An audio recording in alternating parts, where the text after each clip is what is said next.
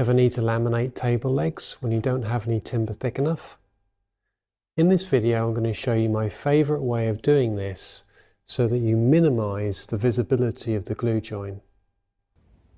Now these legs are for some bedside tables I'm currently making, and these go alongside two chest of drawers. If you'd like to see other videos of this project, I'll link to those in the description below. Now, in an ideal world, I would have got the legs out of solid pieces. However, I didn't have enough material thick enough to do this, so I needed another solution. Looking over the oak that I had left, I noticed I had two lots of consecutive boards. Now this got me thinking that if I could laminate these together as the tree would have grown, this could create a really good solution for the legs. Then it was a case of carefully marking up where the cuts would fall so that we could get the best use of the timber.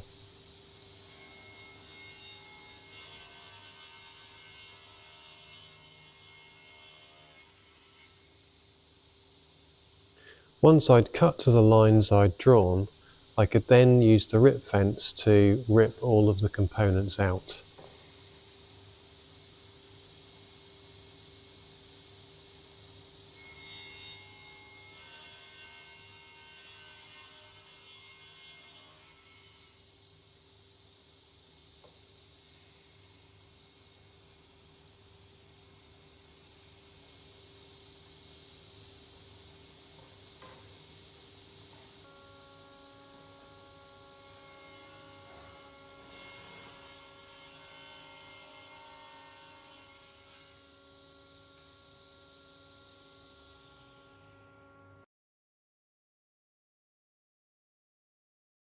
Okay, so just to recap, these are the bedside table legs. I'm gluing these pieces up and I'll then machine them down to their final sizes.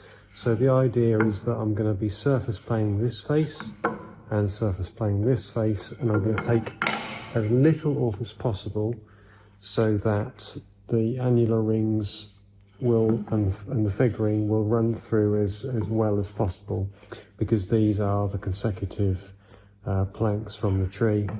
It's the same with all of them, it's all the same, so hopefully that will work well. So, and then once I've surface planed that face, I'll put them through the thicknesser just to make them regularized, because I'm going to be putting as many legs in the sash clamps in one go as possible, so I need to have these faces flat and straight and square so that I don't have any nasty gaps when I'm gluing up in the clamps. So nice sharp blades for this kind of work, and I'm taking a small amount off on each pass, maybe 1/2 mil or so, just enough to get it flat. And also having sharp blades here helps to allow you to not have to push down too much, because with smaller components, if there is a bow in it, if you're having to push down a reasonable amount, you may not be getting that piece flat, because it will cut or it will be manipulated by the pressure of your hands pushing downwards. And again, with the thicknessing, all I'm doing is trying to regularize all of that timber to the same thickness, keeping it as thick as possible. Now this stage not strictly necessary, but I really wanted to minimize the chance of seeing those glue joins, so I'm finishing off with a hand plane just to remove the pitch marks and to get an ultra flat surface, because that will always meet together better than a machine surface.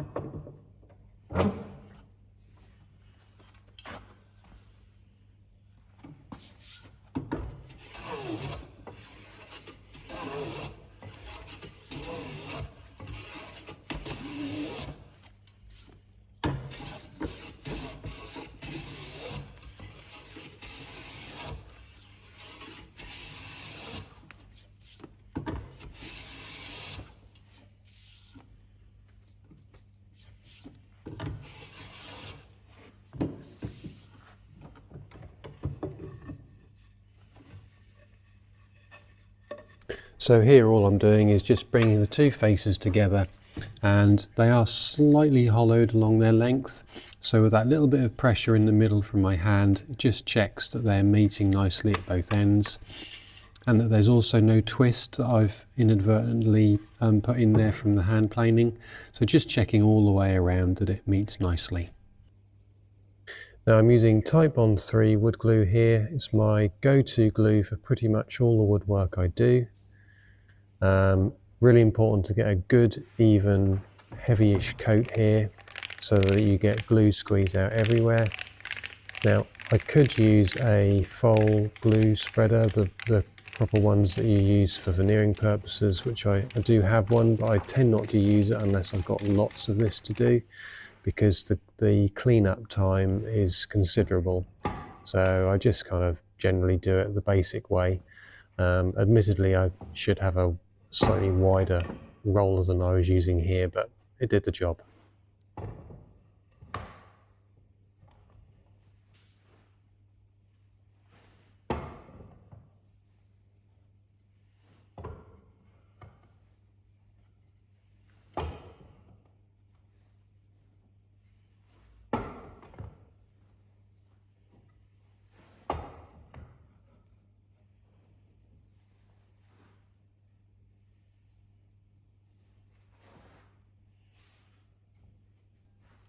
So you need lots of sash clamps for this kind of job.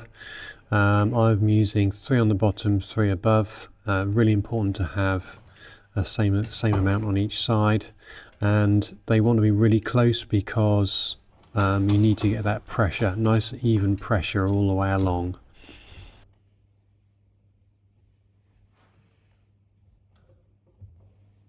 When I'm tightening the clamps, I try to generally work from the center out. So I'll get to a certain tightness all the way to the ends, and then I'll then come back to the center and repeat until I'm happy with the tension.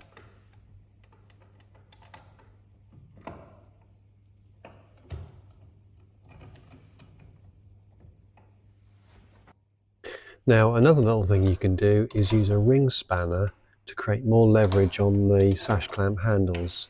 You have to be really careful not to overdo this, but it does help to save the hands, and it's quite a good guide of getting a nice consistent tension.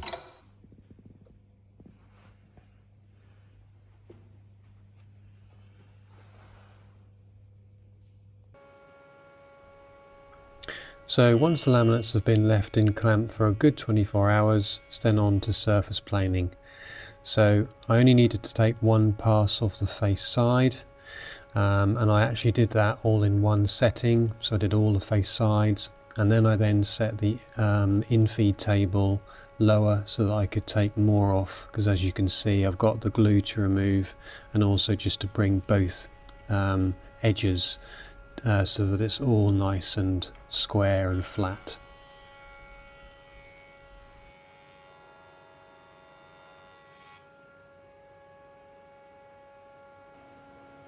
And then it's just a case of thicknessing down to their final dimensions, which is 48 by 48, and it's important to try and take a similar amount off each face. So once you've got it down to a regular thickness, you then on each pass turn it over 180 degrees so that you don't have any imbalances.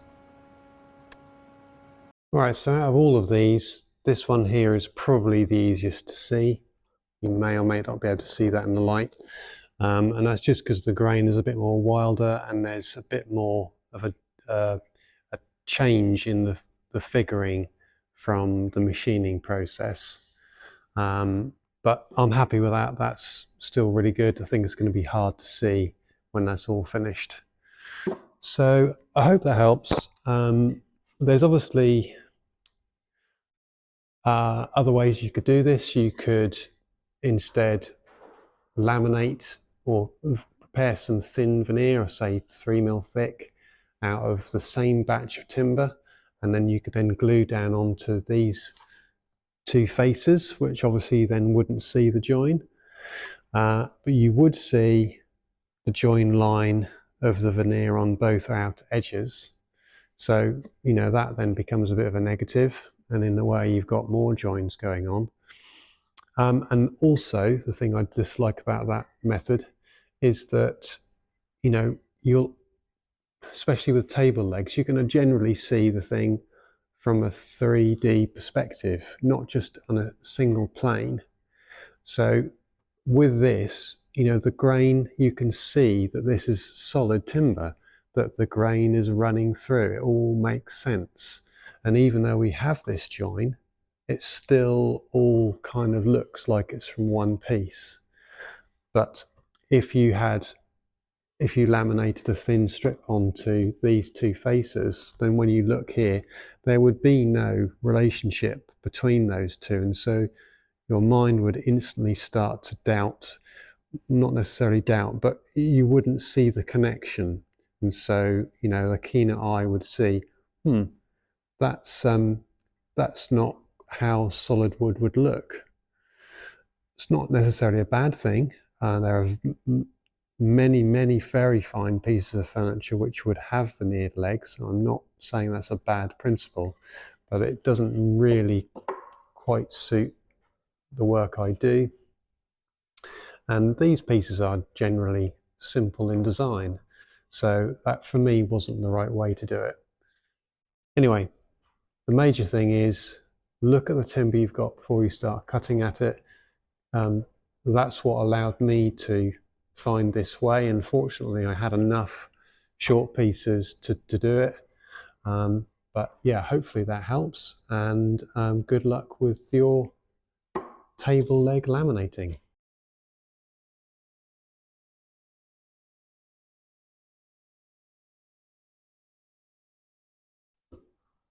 If you liked the video, then you might like to see this one, where I show you other stages of making the chest of drawers and bedside tables.